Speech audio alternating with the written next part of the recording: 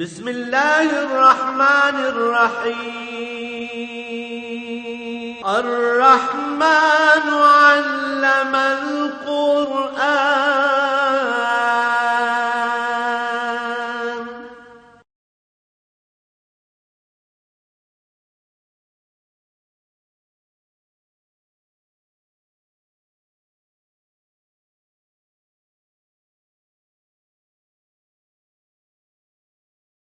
الحمد للہ رب العالمین والصلاة والسلام علی حبیبہ محمد وآلہ وصحبہ اجمعین. اعوذ باللہ من الشیطان الرجیم. بسم اللہ الرحمن الرحیم. وَإِذْ تَأَذَّنَ رَبُّكَ لَيَبْعَثَنَّ عَلَيْهِمْ إِلَى يَوْمِ الْقِيَامَةِ مَن يَسُومُهُمْ سُوءَ الْعَذَابِ إِنَّ رَبَّكَ لَسَرِيعُ الْعِقَابِ وَإِنَّهُ لَغَفُورٌ رَحِيمٌ. وَقَطَعْنَاهُمْ فِي الْأَرْضِ أُمَمًا مِنْهُمُ الصَّالِحُونَ وَمِنْهُمْ دُونَ ذَلِكَ وَبَلَوْنَاهُمْ بِالْحَسَنَاتِ وَالسَّيِّئَاتِ لَعَلَّهُمْ يَرْجِعُونَ. فَخَلَفَ مِنْ بَعْدِهِمْ خَلْفٌ وَرِثُوا الْكِتَابَ يَأْخُذُونَ عَرْضَ هَذَا الْأَدْنَىٰ وَيَقُولُونَ سَيُغْفَرُ لَنَا وَإِنْ يَأْتِهِمْ عَرْضٌ مِثْلَهُ يَأْخُذُوهُ. أَلَمْ يُؤْخَذْ عَلَيْهِمْ مِيثَاقُ الْكِتَابِ أَلَّا يَقُولُوا عَلَى اللَّهِ إِلَّا الْحَقَّ وَدَرَسُوا مَا فِيهِ وَالدَّارُ الْآخِرَةُ خَيْرٌ لِلَّذِينَ يَتَّقُونَ أَفَلَا تَعْقِلُونَ. وَالَّذِينَ يُمْسِكُونَ بِالْكِتَابِ وَأَقَامُوا الصَّلَاةَ إِنَّا لَا نُضِيعُ أَجْرَ الْمُصْلِحِينَ. وَإِذِ انتَقَلَ الْجَبَلَ فَوْقَهُمْ كَأَنَّهُ ظُلَّةٌ وَظَنُّوا أَنَّهُ واقع بِهِمْ خذوا ما آتيناكم بقوة واذكروا ما فيه لعلكم تتقون. اللهم سبحانك لا علم لنا إلا ما علمتنا إنك أنت العليم الحكيم. مولاي صل وسلم دائما أبدا على حبيبك خير الخلق كلهم. بنی اسرائیل کا یہ ذکر چل رہا ہے اور ارشاد ہوتا ہے وَإِذْ تَأَذَّنَ رَبُّكَ لَيَبْعَثَنَّ عَلَيْهِمْ إِلَى يَوْمِ الْقِيَامَةِ. جب آپ کے پروردگار نے یہ بات ارشاد فرما دی تھی، یہ بتلا دیا تھا کہ ان پر کسی نہ کسی کو قیامت تک مسلط رکھا جائے گا. یہودیوں کی بات ہو رہی تھی تو نزول قرآن کے وقت بتایا گیا کہ اللہ نے پہلے سے انہیں بتا دیا تھا کہ ان پر ان کی نافرمانیوں کی وجہ سے قیامت تک کسی نہ کسی ایسے شخص کو مسلط رکھا جائے گا من یسومہم سوء العذاب، جو انہیں برے سے برے عذاب میں مبتلا کرتا رہے گا. ان ربک لسریع العقاب، آپ کا پروردگار بہت جلد حساب لینے والا ہے. وَإِنَّهُ لَغَفُورٌ الرحیم، اور یہ بھی یقینی بات ہے، پکی بات ہے کہ وہ بخشنے والا اور رحم کرنے والا.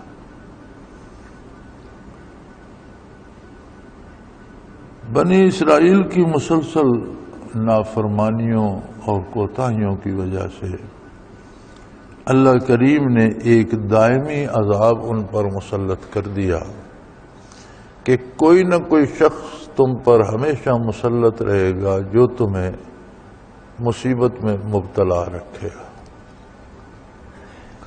بعض لوگوں کا خیال ہے کہ تب سے لے کر نزول قرآن سے پہلے سے لے کر آج تک تو ایسا ہی ہوتا رہا، انہیں ہر طرف دنیا میں مار پڑتی رہی، لیکن اب تو یہ دنیا پہ حکمران ہیں اور ان کی حکومت بن گئی. یہ جو اسرائیل کی حکومت بن گئی ہے یہ بھی ایک دکھاوے کی حکومت ہے. دراصل یہ اتحادیوں کی، جو جنگ عظیم میں اتحادی تھے جن میں بڑے بڑے نام برطانیہ اور امریکہ کے ہیں، فرانس بھی شامل ہے، یہ وہ لوگ ہیں جن کی یہ چھاؤنی ہے اور انہوں نے اپنے مفاد کے لیے اور مسلمانوں کو پریشان کرنے کے لیے ان کی ایک برائے نام حکومت بنا رکھی ہے، ان کو فنڈز وہ دیتے ہیں، کھانے کو وہ دیتے ہیں، اسلحہ وہ دیتے ہیں، اور جہاں ضرورت پڑتی ہے وہاں ان کو قتل کراتے ہیں، مرواتے ان کو ہیں۔ مفتی محمد شفیع رحمۃ اللہ تعالی علیہ نے اپنی تفسیر میں معارف القرآن میں بڑی خوبصورت بات ایک لکھی ہے۔ وہ فرماتے ہیں یہ ان کی حکومت نہیں بنی، اللہ کریم کی سنت یہ ہے کہ وہ جہاں کسی کو تباہ کرنا چاہتا ہے، قتل کرنا چاہتا ہے، مروا دینا چاہتا ہے، عذاب نازل کرنا چاہتا ہے تو انہیں دور دور سے چلا کر ایک جگہ اکٹھا کر دیتا۔ تو وہ فرماتے ہیں کہ نزول عیسیٰ علیہ السلام بھی دمشق میں ہوگا، تو یہ بیچارے دنیا سے انہیں قدرت ہانک ہانک کر ایک جگہ جمع کر رہی ہے، یہ ایک ہی جگہ سارے مارے جائیں گے۔ تو علماء کے علوم من جانب اللہ جو انہیں عطا ہوتے ہیں اور جو ان کے اندازے ہیں ساری ساری عمر کے مجاہدوں کے، وہ فضول نہیں ہوتے۔ لیکن ہمارے لیے اس میں درس عبرت کیا ہے؟ وہ تو یہودیوں کی بات ہے، دنیا میں منتشر تھے تو مار کھاتے رہے، قتل ہوتے رہے، تباہ ہوتے رہے، ہر ملک میں ذلیل ہوئے، رسوا ہوئے، ہوتے رہے۔ پھر دوسری جنگ عظیم کے بعد عربوں سے فلسطین کا مبارک علاقہ چھین کر ان اتحادیوں نے ان کی حکومت بنا دی، اور وہ حکومت بھی طفیلی ہے، اس کا نام تو حکومت ہے لیکن دراصل امریکہ برطانیہ کی ایک چھونی ہے جسے وہ خود اپنی مرضی سے چلا رہے ہیں، اور انہی کی مرضی کے مطابق انہیں سب کچھ کرنا پڑتا ہے، مرنا جینا پڑتا ہے۔ یہ تو بات یہودیوں کی ہو گئی۔ ہمارے لیے اس میں درس عبرت کیا ہے؟ فرمایا جب کوئی قوم برائی میں حد سے بڑھتی ہے تو اللہ نے یہ بات بتا دی ہے، اذ ربک لیبعثن علیہم الی یوم القیامۃ من یسومہم سوء العذاب، اللہ قیامت تک یعنی ہمیشہ نافرمان قوموں پر ایسے لوگ مسلط کرتا رہے گا جو انہیں روز نئی مصیبتوں میں مبتلا کرتے رہے گے۔ کہیں ہم بھی اسی عذاب الہی کا شکار تو نہیں ہیں؟ رمضان المبارک ہے، آج جمعۃ المبارک کا دن ہے، تو ابھی بتلا رہے تھے کہ اب تک کراچی میں 11 قتل ہو چکے ہیں، شام تک 40-50 کی تعداد پہنچ جائے گی۔ حکومت بھی ہے، حکمران بھی ہیں، محکمے بھی ہیں، خفیہ والے بھی ہیں، ظاہر والے بھی ہیں، پولیس بھی ہے، فوج بھی ہے، تھانے بھی ہیں، سب کچھ ہے، اور اوسطاً 50 بندے۔ اب کل کی تعداد جو بتا رہے تھے اللہ بہتر جانتا ہے کہ 40 بندے قتل ہوئے، 38 اغوا کیے گئے، وہ بھی قتل ہی ہو جائیں گے، یعنی کل کی تعداد 80 تھی، 78 تھی ایک دن کی۔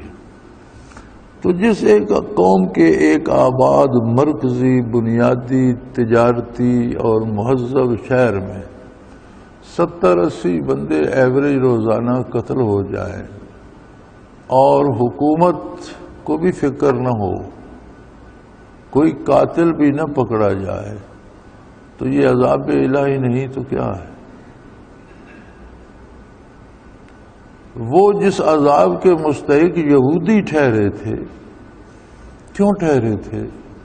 وہ موسیٰ علیہ السلام کی نافرمانی کرتے تھے اور اپنے رسول کو ایذا دیتے تھے۔ لا تؤذوا رسول اللہ کما آذوا موسیٰ، اپنے نبی کو، ہمیں بھی یہ حکم دیا گیا ہے کہ اپنے نبی کو اس طرح کے دکھ نہ دو جس طرح کے دکھ یہودیوں نے موسیٰ علیہ السلام کو دیے تھے۔ تو کیا آج ہمارا جو کردار ہے، میں اور آپ حکومت کو، حکمرانوں کو، دوسروں کو چھوڑ دیں، میں اور آپ اپنے کردار پر غور کریں کہ ہم سحری سے رات تک سونے تک جو کچھ کرتے ہیں کیا وہ حضور صلی اللہ علیہ وسلم کے حکم کے مطابق ہے؟ ہم میں اکثریت 2 طبقوں کی ہے، من حیث القوم، ایک طبقہ وہ ہے جو دین سے بیزار ہے، مغرب کا دل دادا ہے، خواتین بھی بغیر لباس کے اور سر کھولے ہوئے پھرتی ہیں، اور مرد بھی شراب خانوں میں اور کلبوں میں ناچتے گاتے پھرتے ہیں۔ ایک وہ طبقہ ہے جو کلی طور پر دین کے خلاف ہے، دین سے بیزار ہے، دین سے دور ہو چکا۔ دوسرا بہت بڑا طبقہ وہ ہے جس نے محمد اور رسول اللہ صلی اللہ علیہ وسلم کے دین پر اپنی بنائی ہوئی رسومات کو جاری کر دیا ہے۔ انہیں اپنے دیندار ہونے کا زوم بھی ہے، وہ جنت کے امیدوار بھی ہیں، انہوں نے داڑیاں بھی رکھی ہوئی ہیں، انہوں نے لباس بھی بڑے اچھے پہنے ہوئے ہیں، لیکن سارا دن جو کام عبادت کے نام پر کرتے ہیں اس کی اصل شریعت میں نہیں ملتی۔ اپنے گھر سے عبادتیں جوڑ لی ہیں، اور اس طرح کی رسومات، کہیں طبلے پہ گانا ہو رہا ہے وہ بھی عبادت ہے، کہیں قوالی ہو رہی ہے وہ بھی عبادت ہے، کہیں کوئی دیگیں پکائی جا رہی ہیں اور چندے کیے جا، پتہ نہیں کیا کیا تماشے بن گئے ہیں۔ تو وہ دین جو رسول اللہ صلی اللہ علیہ وسلم لائے تھے، وہ بات جو قرآن بتاتا ہے، وہ کہاں گئی؟ الحمدللہ تیسرا طبقہ ایک ایسا بھی ہے، اگرچہ وہ تعداد میں تھوڑے ہوں گے، جو قرآن و سنت کے مطابق زندگی بسر کرنے کی کوشش کرتے ہیں۔ اور اصل بات یہی ہے کہ اپنے شب و روز کو قرآن اور سنت کے مطابق کیا جائے۔ قرآن بتاتا ہے کیا کام کرنا ہے، سنت سے پتہ چلتا ہے اس کام کے کرنے کا طریقہ کیا ہے۔ قرآن نے بتا دیا نماز قائم کرو، بات ختم ہو گئی۔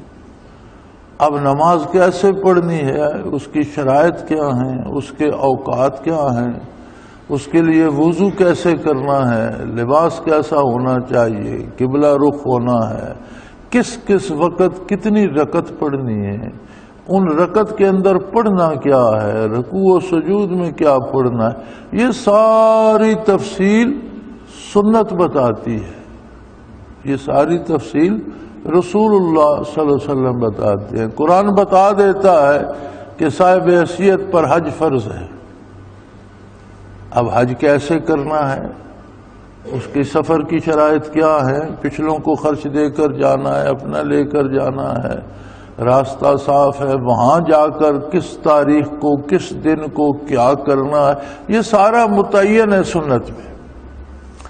اب اگر آپ اس سارے کو چھوڑ دیں، آپ کہتے ہیں جی میں فارغ ہوں، جمعے کو آپ 2 فرض پڑھاتے ہیں، مجھے اور کوئی کام نہیں ہے، میں 2 نہیں، میں تو 4-5 فرض پڑھوں گا، 6 پڑھوں گا، 8 پڑھوں گا، وہ 2 بھی نہیں قبول ہوں گے۔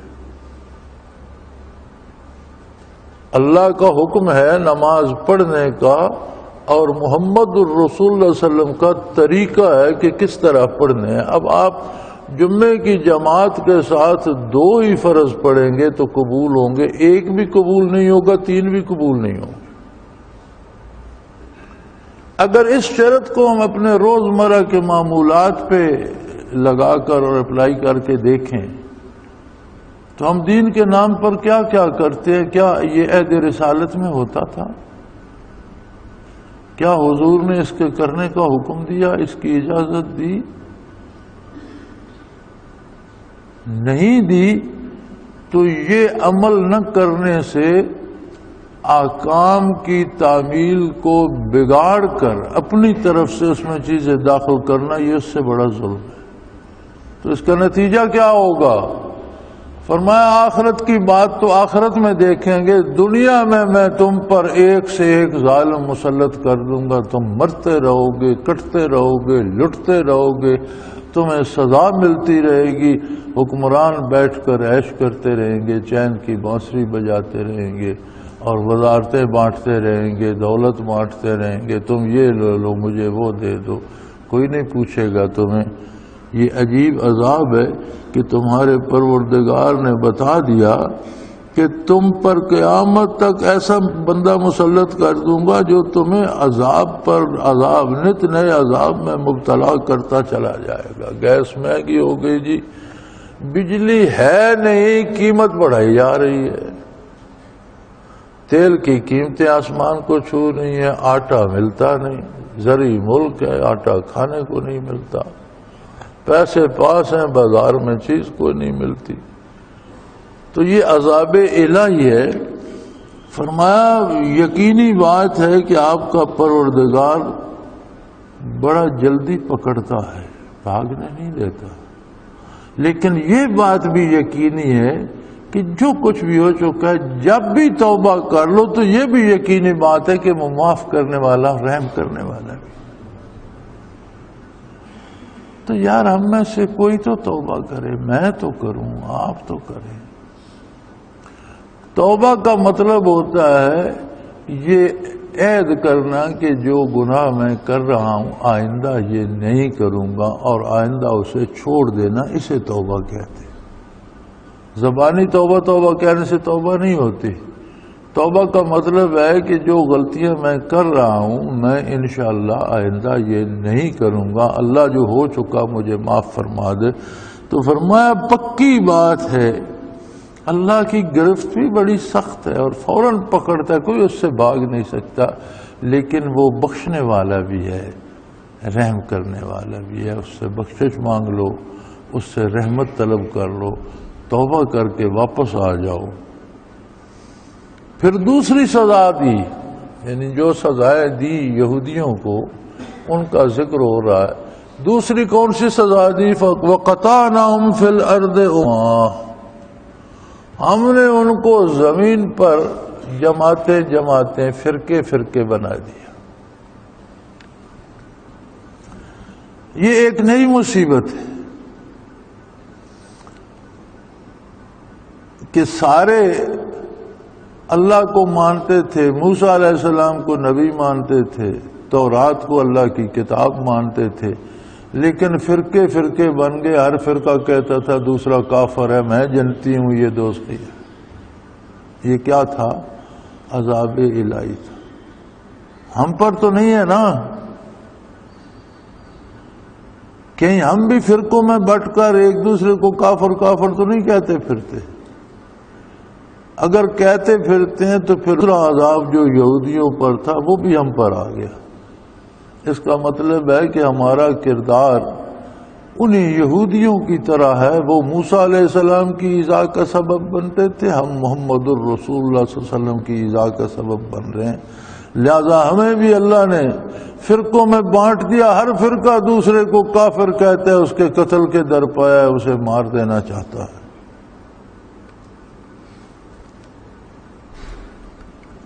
وَقَطَعْنَاهُمْ فِي الْأَرْضِ أُمَمًا، ہم نے ان کو زمین پر فرقے فرقے، جماعتیں جماعتیں بنا دیا. مِنْهُمُ الصَّالِحُونَ، لیکن کچھ لوگ ان میں نیک بھی تھے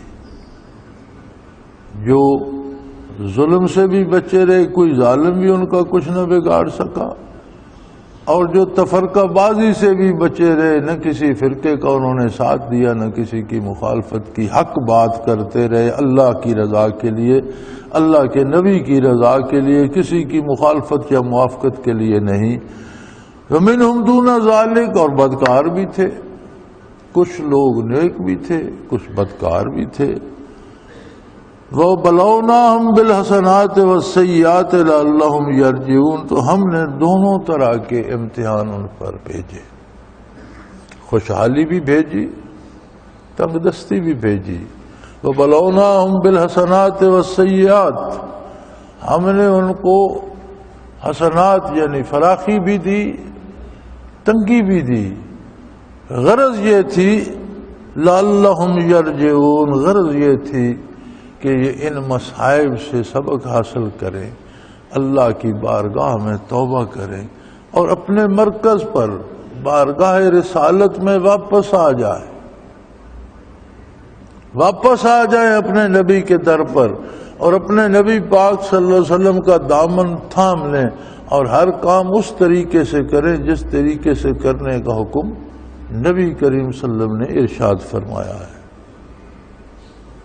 لیکن ہوا کیا؟ فَخَلَفَ مِن بَعْدِهِمْ خَلْفٌ وَرَثُوا الْكِتَابَ، ان کے بعد آنے والے ان کی کتاب کے وارث ہوئے، ان کے پاس کتاب آ گئی، دین آ گیا، دینی مسائل آ گئے، وہ مفتی بن گئے، عالم بن گئے، پیر بن گئے، مقرر بن گئے۔ یاخذون عرض ھذا الادنی ویقولون سیغفر لنا، انہوں نے یہ طریقہ اپنا لیا کہ جدھر سے پیسے ملے لے لیے اور اللہ کی کتاب میں تبدیلی کر دی، فتوے بیچنے شروع کر دیے، جس نے پیسے دیے اس کے حق میں فتویٰ دے دیا، خواہ وہ اللہ کی کتاب کے خلاف ہی ہو۔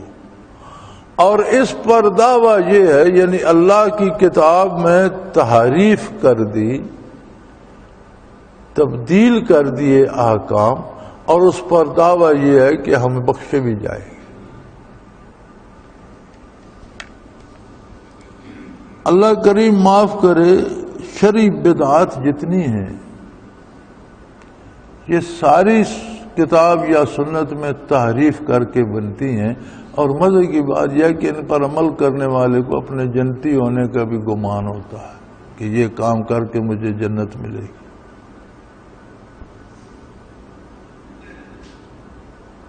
تو فرمایا بعد میں جو ان کے جانشین ہوئے ان کے پاس جب کتاب آئی تو وہ دنیا اور دنیا کی دولت لے کر اس میں تبدیلیاں کرنے لگے اور کہتے ہیں ہم بخشے بھی جائیں گے۔ وَإِن يَأْتِهِمْ عَرْضٌ مِثْلُهُ يَأْخُذُوهُ، اور پھر جب اگر کوئی پیسے دیتا ہے تو لے لیتے ہیں اور اس کے مطابق فتویٰ دے دیتے ہیں۔ جیسا لوگ چاہتے ہیں اس طرح سے دین کو موڑ دیتے ہیں اور پیسے لے لیتے ہیں، اور ساتھ یہ گمان بھی ہے کہ ہم بخشے بھی جائیں گے۔ الم یؤخذ علیہم میثاق الکتاب اللہ یقولوا علی اللہ الا الحق ودرسوا ما فیہ، کیا انہیں اللہ کی کتاب کا یہ وعدہ بھول گیا تھا جو کتاب میں یہ میثاق لیا گیا تھا کہ اللہ پر سوائے حق کے کچھ نہ کہنا۔ ایک چیز دین نہیں ہے، نبی کریم صلی اللہ علیہ وسلم نے اس کا حکم نہیں دیا، سلف صالحین نے اس پر عمل نہیں کیا، خلفائے راشدین نے نہیں کیا، صحابہ نے نہیں کیا، تابعین تبع تابعین نے نہیں کیا، ائمہ امت نے اس کو دین نہیں مانا۔ آج کوئی بندہ اٹھ کر اس کو کہتا ہے یہ کام بھی ثواب ہے، اس کا مطلب ہے اس نے متقدمین پر بھی جھوٹ بولا، سلف صالحین پہ بھی جھوٹ بولا، نبی صلی اللہ علیہ وسلم پر بھی جھوٹ بولا، اور اللہ پر بھی جھوٹ بولا۔ چونکہ کسی چیز کو دین قرار دینا یہ منصب الہی ہے، بتانا منصب رسالت ہے، ماننا امت کا منصب ہے۔ تو جنہوں نے مانا متقدمین نے، ان کو بھی اس نے غلط کہا کہ نہیں انہوں سے یہ چھوٹ گیا، دین تو یہ ہے، ان پر بھی بہتان لگایا، اللہ کے نبی پہ بھی بہتان لگایا، خود اللہ پر بھی جھوٹ بولا۔ تو فرمایا یہ کیا کتاب میں جگہ جگہ نہیں پڑھتے کہ اللہ پر سوائے حق کے سچائی کے کچھ نہ کہو، وہی کہو جو حق ہے، جس کے کہنے کا اللہ کریم نے حکم دیا ہے، اور جو کتاب میں ہے اس کو پڑھو بھی۔ محض اپنے اندازے سے فتوے نہ دو، اللہ کی کتاب کو پڑھو، سمجھو، سمجھنے کی کوشش کرو اور اس پر عمل کرو۔ دنیا کی ادبی اعتبار سے، علمی اعتبار سے کتاب میں دو صفتیں ہوتی ہیں کہ وہ ادب کا اعلیٰ نمونہ ہوتی ہے، دوسری بات یہ ہوتی ہے کہ اس میں جو معلومات جمع کی گئی ہیں وہ درست ہوں، علمی اعتبار سے اس کی کوئی اتھارٹی ہو، حیثیت ہو۔ قرآن کریم اللہ کی واحد کتاب ہے، جس کے پائے کا کوئی ادب پارا ایک آیت کوئی نہیں لکھ سکا. بڑے بڑے دانشور، بڑے بڑے پڑھے لکھے لوگ، بڑے بڑے شعراء، بڑے بڑے ادیب، قرآن نے اپنے نزول کے وقت چیلنج کیا تھا کہ اس جیسی ایک آیت لکھ کر لاؤ. آج تک وہ چیلنج موجود ہے. آج 15ویں صدی ہجری ہے، ابھی تک کسی نے یہ دعویٰ نہیں کیا کہ یہ میں بھی لکھ لایا ہوں، بلکہ جتنے ادیب تھے انہوں نے اپنے عاجز ہونے کا اظہار کیا. جو کچھ قرآن نے بتایا ہے وہ یقینی حتمی ہے اور اس میں کسی طرح کا کوئی شبہ نہیں. تو پھر اس جیسی تو کوئی دوسری کتاب ہے نہیں. اس پہ تحریف کیوں کی جائے؟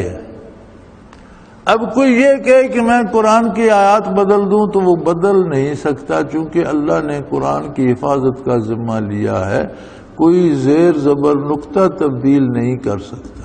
لیکن غلط تعویلیں کر کے قرآن کے احکام بدل دے تو کتنا بڑا ظالم ہے، کتنا بڑا ظلم ہے. اور جتنے لوگ یہ تبدیلیاں کرتے ہیں وہ جان رہے ہوتے ہیں کہ میں جان بوجھ کر دولت کمانے کے لیے، شہرت کمانے کے لیے، اپنے پیچھے لوگوں کو لگانے کے لیے یہ تماشا کر رہا ہوں. قرآن کا حکم یہ نہیں ہے، وہ جانتے ہوتے ہیں.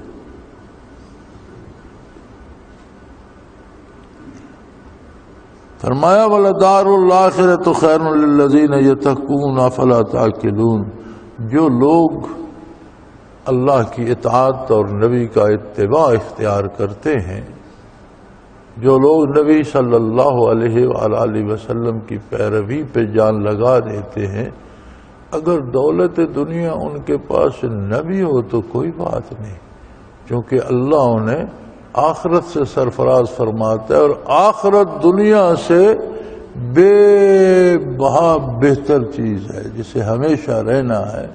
دنیا کی دولت تو چند سکے آگ جمع کرتے رہیں، چھوڑ کے مر جائیں گے، کیا ہوگا؟ کتنے لوگوں نے جمع کیے اور چھوڑ کے مر گئے، اور کسی کو کفن نصیب ہوا، کسی کو وہ بھی نصیب نہیں ہوا، کسی کو قبر نصیب ہوئی اور کسی کو قبر بھی نصیب نہیں ہوئی. تو دنیا تو کوئی بڑی چیز نہیں ہے، یہ تو رہ جائے گی.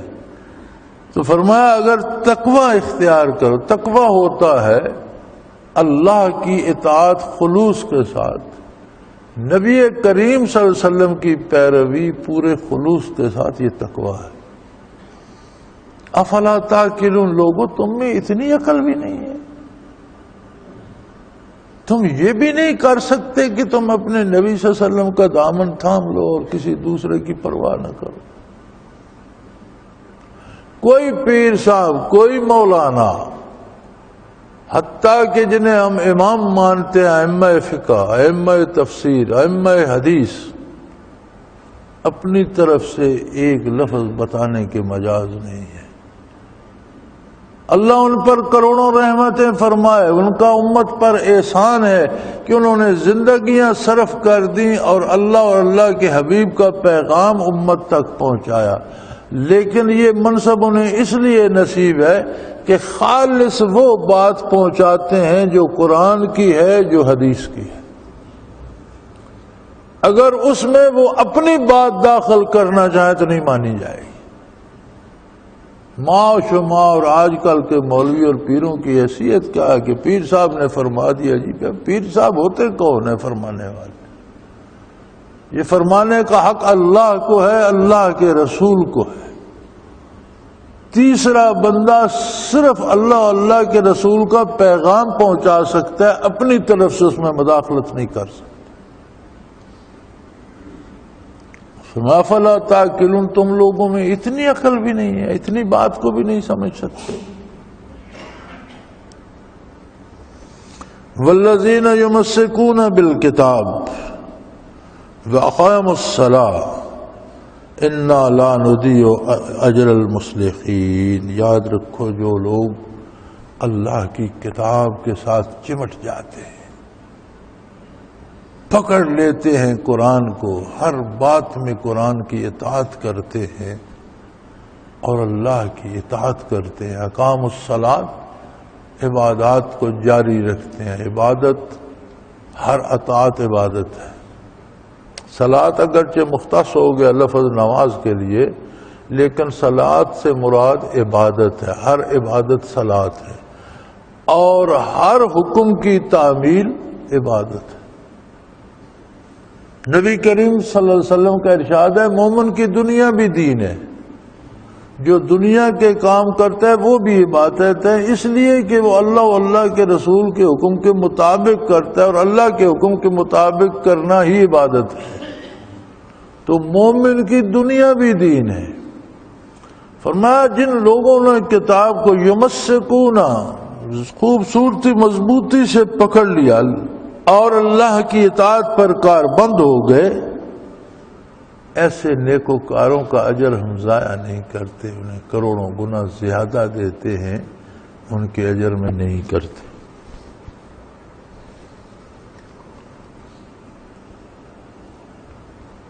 اور یہ فرمایا بنی اسرائیل یہ تو ایسی عجیب قوم ہے کہ ان کے نبی نے جب انہیں احکام سنائے اللہ کے تو انہوں نے کہا سمعنا وعصینا، ہم نے بات تو سن لی، ہم مانیں گے نہیں۔ آپ کی بات تو سن لی، قرآن میں آتا ہے کہ انہوں نے کہا تھا سمعنا وعصینا، بات تو آپ کی سن لی، ہم مانیں گے نہیں۔ اللہ کریم نے پورا پہاڑ اٹھا کر ان پر معلق کر دیا۔ فرمایا اذ انتقل الجبل فوقهم كأنه ذلة وظنوا انه واقع بهم، ہم نے پہاڑ اٹھا کر ان پر مسلط کر دیا، اس نے ان کو ڈھانپ لیا، پوری یہودی قوم اس کے نیچے آ گئی۔ وظنوا انه واقع، اور انہیں وہ دیکھ رہے کہ یہ بھی گرے گا اور ہم تو کچلے جائیں گے، کوئی بھی نہیں بچے گا ہم سے۔ اور حکم دیا خذوا ما آتیناکم بقوۃ واذکروا ما فیہ لعلکم تتقون، یہ جو کہہ رہے ہو نا سمعنا وعصینا، یہ چھوڑ دو اور اللہ کے نبی کی بات کو قبول کرو اور اس کے مطابق اپنی اصلاح کرو، ورنہ اسی پہاڑ کے نیچے کچل دیے جاؤ گے۔ اس کا مطلب ہے آج کل ایک بڑا ہر بندے کو یہ آیت یاد ہے، لا اکراہ فی الدین، جی دین میں کوئی سختی نہیں ہے۔ اچھا اس سے مراد کیا لیتے ہیں کہ کوئی دین پر عمل کرے یا نہ کرے اس پر سختی نہیں کرنی چاہیے۔ اس آیت کا مفہوم یہ نہیں ہے، اس آیت کا مفہوم یہ ہے کہ کسی کو دین قبول کرنے پر مجبور نہیں کیا جائے گا۔ اگر کوئی عیسائی ہے، ہندو ہے، یہودی ہے، سکھ ہے، بدھ مت ہے، کسی مذہب میں، تو اس کو اس کے سینے پہ بندوق نہیں رکھی جائے گی کہ کلمہ پڑھو نہیں تو مار دوں گا، یہ جائز نہیں ہے۔ اللہ نے اس کو اختیار دیا ہے، وہ چاہے تو ایمان لائے، نہ چاہے تو نہ لائے۔